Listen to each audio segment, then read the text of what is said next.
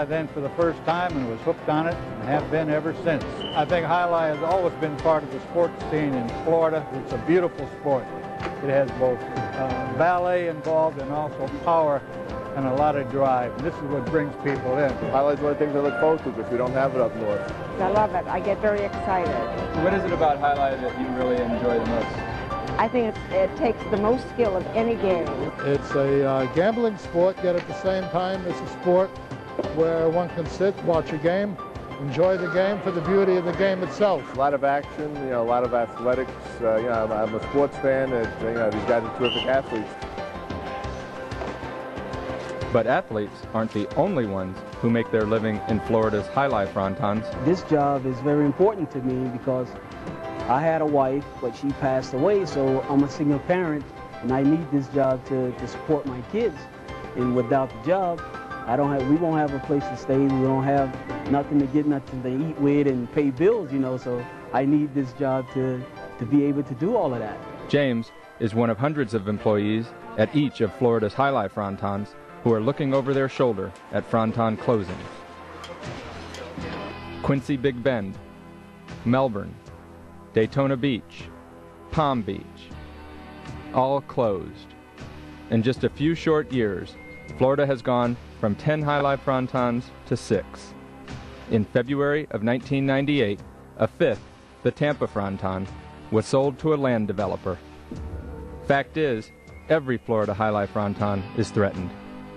Unregulated and untaxed gambling cruise ships to nowhere, Indian casinos.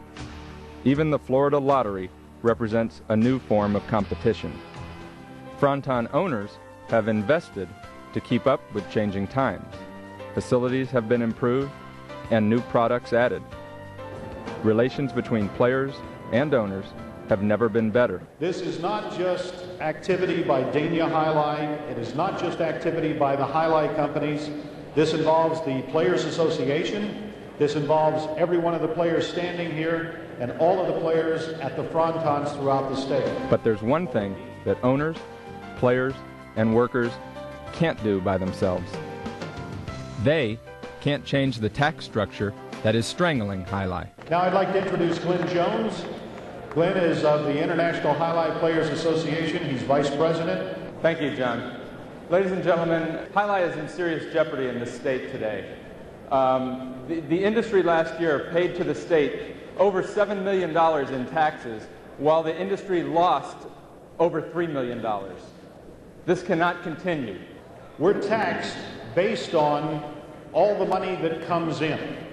Most businesses, most individuals are taxed on what they make, what they have left over, what they've earned.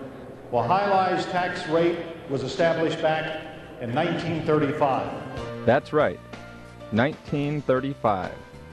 Before casinos, before cruise ships, and before the Florida State Lottery.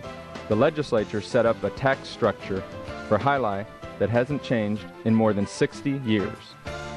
Even though the legislature has said, quote, this business interest should not be taxed to such an extent as to cause any fronton which is operated under sound business principles to be forced out of business, end quote.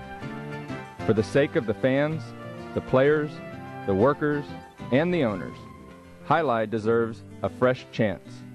And that means a new tax structure.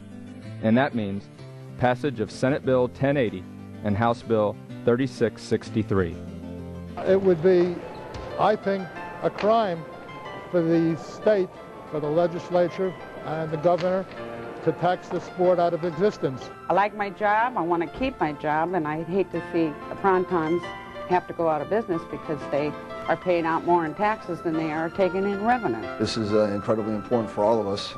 I'm a second-generation jai-alai player. It's our livelihood. It's very important to us, and we care very much about it, and we'd like to see it kept alive. I think it's a very good, upstanding industry, and it's been good to people over the years, and certainly the state has made a lot of money off it. But the state seems to be like they're giving up on us. They want to make it harder with the new taxes and everything, and it's going to be very difficult. And from an employee standpoint, we of course would like to keep our jobs, and anything they could do to help us, we appreciate it. Jai-alai it should be like a landmark in Florida. And we've been playing in Florida, not I, but people before me, for almost 70 years. So it will be a shame, among other things, that they let this thing die. Please, please don't let our industry die. We love it. People love it. But we need the help. We need your help. Help us send a message to the state of Florida. Details are available in the Fronton. Join the campaign to save our sport.